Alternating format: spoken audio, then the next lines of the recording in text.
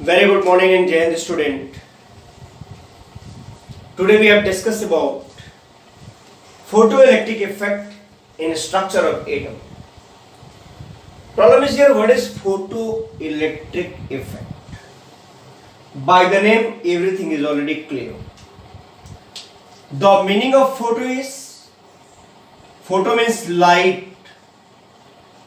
Photo means light.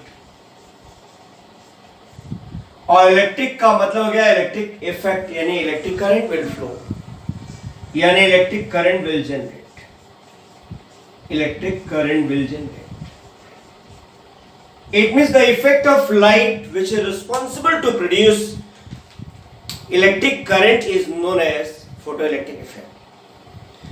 And in this topic we should discuss about those effect which is only causes by light on falling at metallic surface. This experiment is first time done by Hertz. This experiment is first time done by Hertz. यानी इसका मतलब ये experiment सबसे पहले hertz ने किए थे. इन्होंने एक डिस्चार्ज ट्यूब लिया, सीजियम मेटल का प्लेट लेकर के यूज कर दिया, एक एनोड ले लिया, अब यहां बैटरी को सेट कर दिया, ये स्विच हो गए और ये ampere by which we can measure the photo electric current. अब देखो अब इसमें होते क्या है, when sunlight fall down on it, sunlight fall down on it, then ejection of electron take place. It means electrons start to eject from cesium metal. A student can ask why we use cesium metal, because cesium metal is very reactive metal, its metallic property is very high. It means ejection of electron take place easily. It means its radiation energy is very less, यानी electron easily बाहर release हो सकता है. अब देखो आप अगर यहां से इलेक्ट्रॉन रिजेक्ट होगा तो कहां जाएगा, toward an electron is negatively charged, then that always move at का एनोड प्लेट. अगर एनोड की तरफ आएगा तो बताओ जहां पे सर्किट कंप्लीट नहीं थी, इन दोनों प्लेट के बीच कोई कनेक्शन नहीं था, वहां पे ये इलेक्ट्रॉन का मूवमेंट क्या कर दिया, उस सर्किट को कंप्लीट कर दिया. अगर सर्किट कंप्लीट हो गया इसका मतलब इलेक्ट्रॉन इधर आएंगे, electron will move toward it, यानी electron move toward that plate.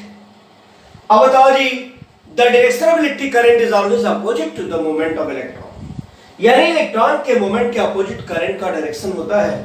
यानी इसका मतलब करंट कहां फ्लो करेगा, देखो ऐसे, जो करंट प्लेट से जनरेट होकर के एम्पियर के थ्रू पास करेगा उसे क्या बोलेंगे, फोटो इलेक्ट्रिक करंट.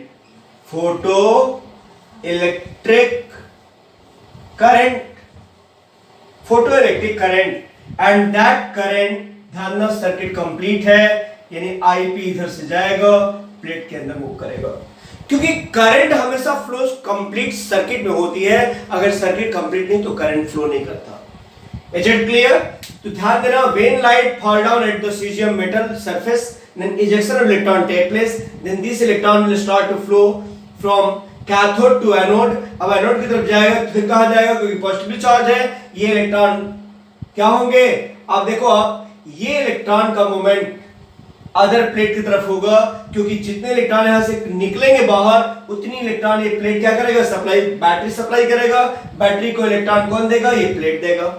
यानी इस तरह से जो करंट फ्लो होते हैं लाइट के इफेक्ट के कारण उसे क्या बोलेंगे, photoelectric current. Photoelectric current is also explained bye Einstein experiment. किसने किया था भाई, आइंस्टीन एक्सपेरिमेंट. आइंस्टीन एक्सपेरिमेंट में यह कहा गया कि light always move in term of photon और क्वांटम. हम लोगों ने पढ़ा भी है electromagnetic radiation. Light always move in term of either photon और क्वांटम. अब बताओ अगर ये फोटॉन और क्वांटम इस मेटेलिक सरफेस पे पड़ेगा तो क्या करेगा, मेटेलिक सरफेस पे इलेक्ट्रॉन होते हैं, अगर मेटेलिक सरफेस पे इलेक्ट्रॉन होंगे तो क्या होगा बताओ, ejection of electron take place. क्यों, उसके आयोनाइजेशन एनर्जी के बराबर क्या होगा, यहां एनर्जी मिलेगी. कौन देगा भाई, फोटॉन, लाइट के पार्टिकल. इसकी एनर्जी कितनी होती है, E = H न्यू. यानी फोटॉन की एनर्जी कितनी होती है, एच न्यू। अब बताइए जी, इस इलेक्ट्रॉन को बाहर निकालने के लिए ध्यान दीजिए, किसी भी मेटेलिक सरफेस पे, किसी भी मेटल में एटम के वैलेंस सेल से इलेक्ट्रॉन को लेकर मेटेलिक सरफेस तक लाने में जो एनर्जी यूटिलाइज होती है, जो मिनिमम अमाउंट ऑफ एनर्जी चाहिए होता है, उससे बोलते हैं थ्रेशोल्ड एनर्जी और वर्क फंक्शन।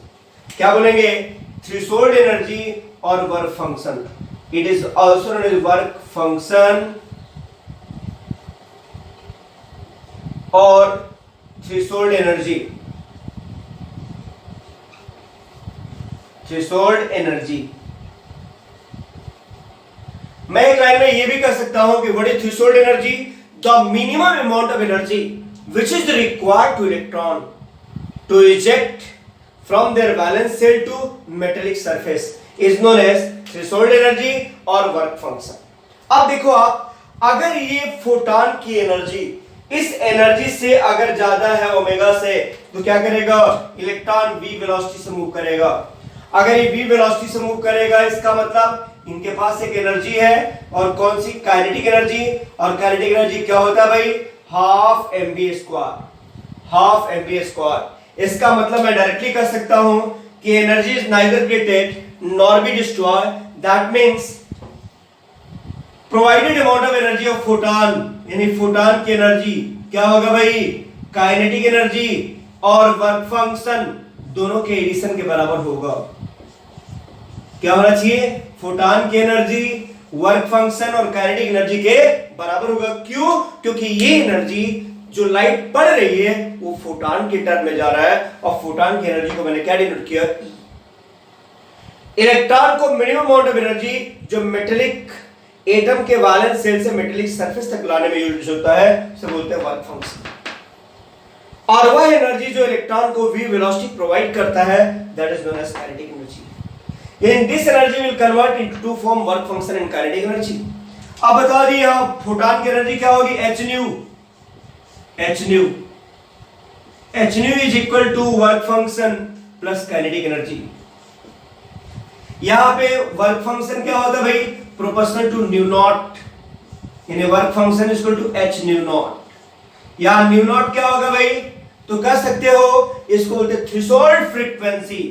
क्या बोलेंगे, थ्रेशोल्ड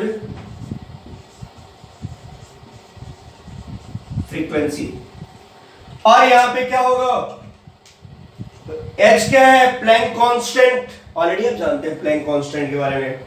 और काइनेटिक एनर्जी क्या होगी भाई, kinetic energy half M V square. इन दोनों वैल्यू को यहां रख दीजिए, क्या आएगा, h nu is equal to h nu naught plus half M V square, ये होना चाहिए। अब बता दी half M B square equal to क्या आएगा,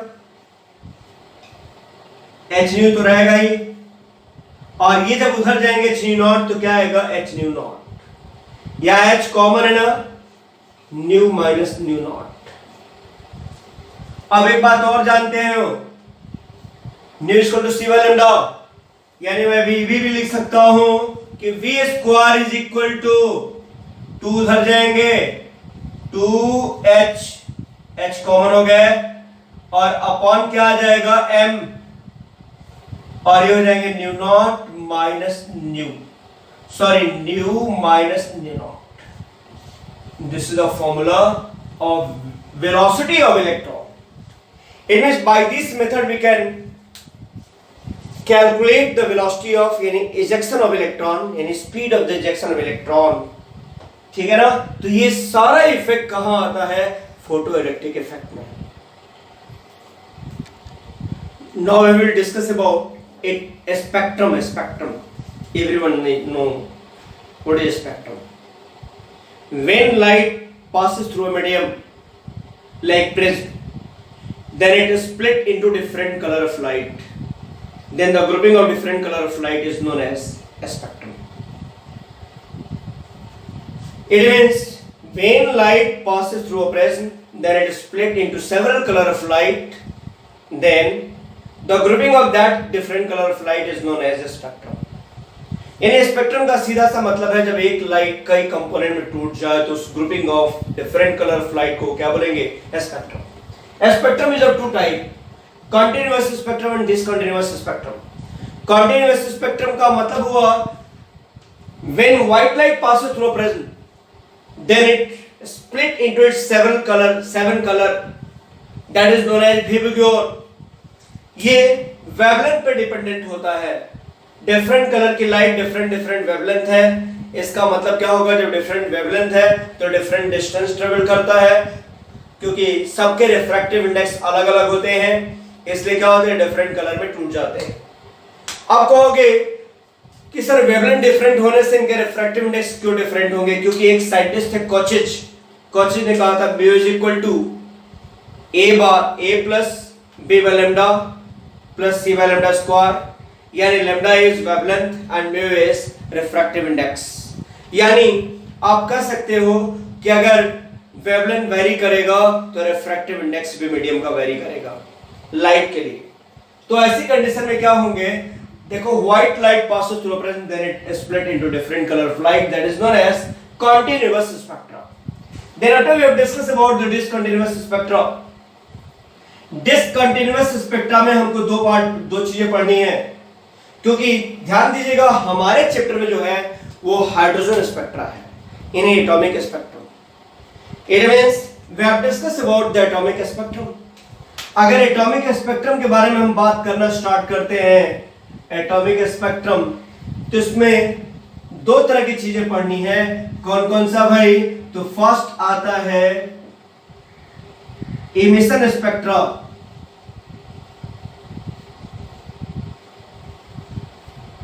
इमिशन, पता नहीं क्यों स्पेलिंग गलत लग रहा है मुझे, EMIS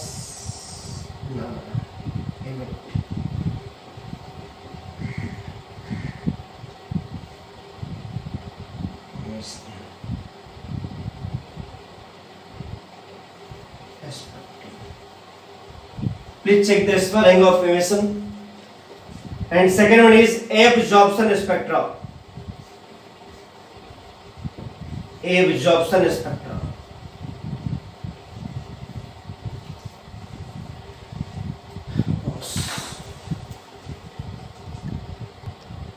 In emission spectra we have discussed about, देखो जी emission का मतलब क्या होता है? नाम से क्लियर है, emission spectra। कैसे बनेगा ये? अगर मैंने मान लिया कि कोई एक एटम है, like nucleus, first shell, second shell, third shell, fourth shell, fifth shell, six shell तक ले लिया, इतना बहुत। अगर मैंने ये सेल ले लिया तो यहां पे आप क्या देखोगे? ये न्यूक्लियस हो गया, nucleus, first shell, second shell, third shell, fourth shell, fifth shell, sixth shell. If an electron is situated here in excited state, अगर कोई इलेक्ट्रॉन यहां कहां है? एक्साइटेड स्टेट में है, मान लिया मैंने यहां पे है, then that electron will jump from sixth cell to fifth cell, sixth cell to fourth cell, sixth cell to third cell, sixth cell to second cell, sixth cell to first cell. That electron may jump. अब वह electron जो fifth cell में आ गया वो क्या करेगा? Fifth shell to fourth shell, fifth shell to third shell, fifth shell to second shell, fifth shell to first cell.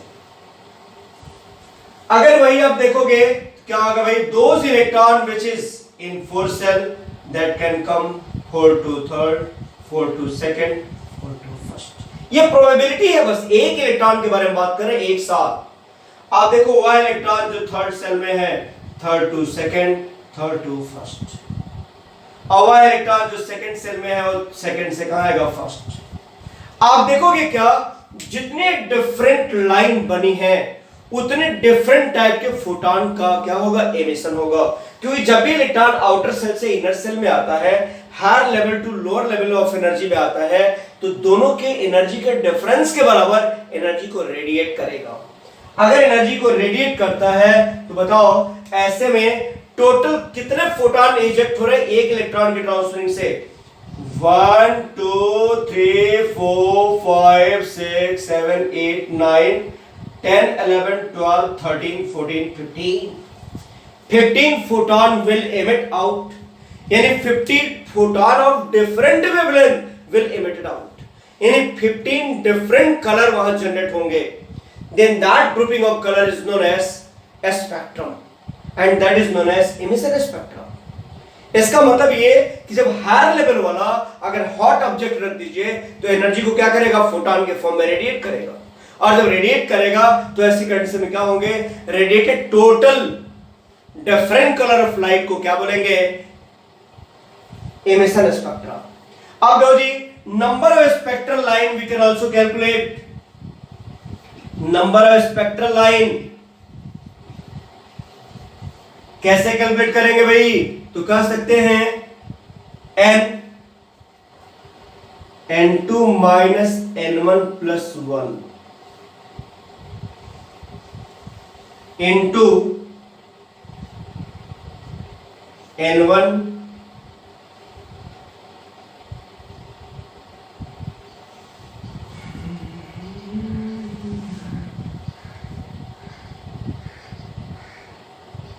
Minus.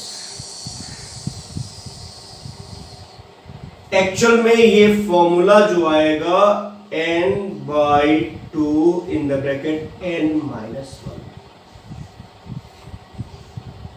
लेकिन कैसे बनता है मुझे इसे भी प्रूफ करनी है, और ये आराम से प्रूफ हो सकता है. ठीक है ना? ये आराम से इजीली प्रूफ हो जाएगा, मैं भी कर दूंगा, आपको चिंता नहीं करनी है. ठीक है ना? इसमें इसके बड़े अच्छे फॉर्मूले बनते हैं. ठीक है ना? इसको हम लोग अभी देख लेंगे. अब यहां देखो n की value maximum number of shell कितने हैं भाई?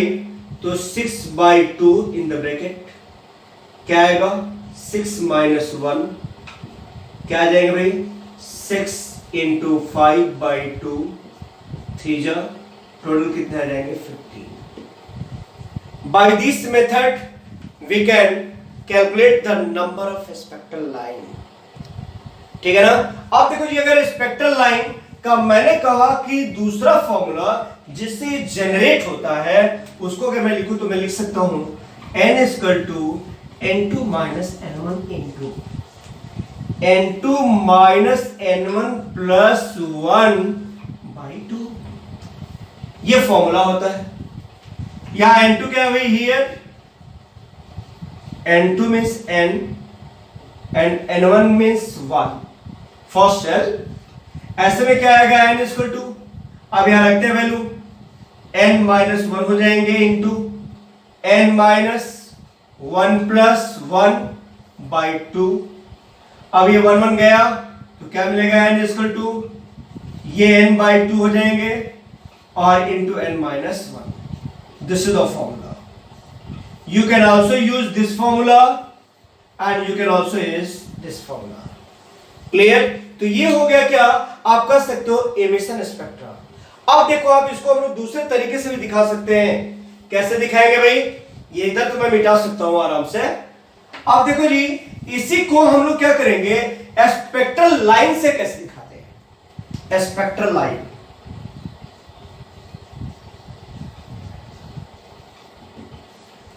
एक्चुअल में डिफरेंट जो सेल होते हैं इनके लिए हम लोग क्या कर सकते हैं? ऐसे दिखा सकते हैं जैसे मैंने दिखा दिया बेस लाइन, यानी फर्स्ट सेल, इसके बाद न्यूक्लियस होगा.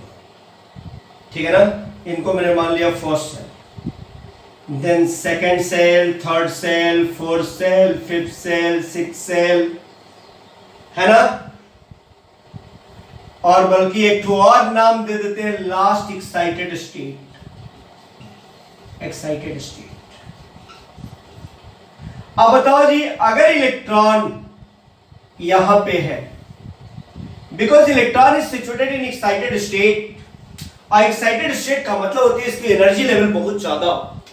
अब ये इलेक्ट्रॉन क्या करेगा? यहां से जंप करेगा, और जंप का ध्यान दीजिएगा कौन कौन सा सेल एक्साइटेड स्टेट वो हो गया. ये first shell, second shell, third shell, fourth shell, fifth shell, sixth shell. ये एक्साइटेड स्टेट 2 कहां आ सकता है? 6 सेल में, इस 5th सेल में आ सकता है, 4th सेल में आ सकता है, 2nd सेल में आ सकता है और 1st सेल में आ सकता है। This is the probability of transferring of electron from last cell excited state to ground state. Because first cell is known as ground cell.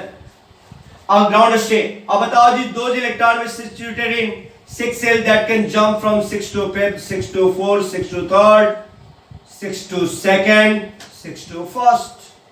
Those electron which is situated in 5th cell that can jump from 5th to 4th, 5th to 3rd, 5th to 2nd, 5th to 1st. Those electron which is present in 4th cell that can come in 3rd cell, that can come in 2nd cell, that can come in 1st cell. Those electron which is situated in 3rd cell that can come in 3rd cell, 2nd cell, and that can come in 1st cell. And those electron which is situated in 2nd cell that can come in 1st cell. It means this is the way of transferring of electron from higher energy level to lower energy level. अब देखो आप, सबके लिए अलग अलग photon radiate होगा, ये probability है। तो कितनी लाइन बनेगी? फर्स्ट सेल वाले को बोलते हैं Lyman series, Lyman series, Lyman series. Second shell को बोलते हैं Balmer series, Balmer series. Third shell को बोलते हैं पाश्चन सीरीज। फोर्थ सेल को बोलते हैं ब्रैकेट सीरीज।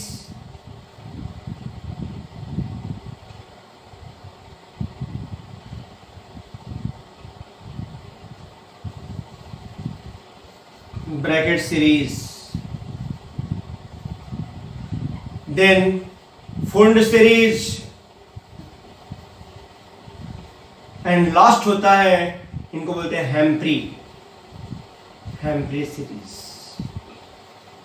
यानी different different scientist different different level के एनर्जी को कैलकुलेट किया और उससे हम लोग क्या करेंगे, इसका नाम दिया कि फर्स्ट सेल में जो फोटॉन डायरेक्ट आएंगे, ये लोग जो एनर्जी रेडिएट करेगा वो कौन सीरीज बनाएगा? Lyman series. जो सेकेंड सेल में आएगा, सेकेंड सेल में आके रुक रहा है, ये लोग क्या बनाएंगे? जो स्पेक्ट्रम बनाएंगे, बामर सीरीज। इस तरह से डिफरेंट डिफरेंट नाम दिए गए। By this method we can also count the number of spectral line. इस केस में last shell excited shell 7 shell है। अगर आप फॉर्मूला में रख दीजिए तो क्या मिल जाएगा? 7/2 into 7 minus 1, 7 minus 1 मतलब 6, 3 2 जा, इन 7 3 जा क्या आ जाएगा? 21. 21 spectral line will form. This type of spectrum is known as emission spectra.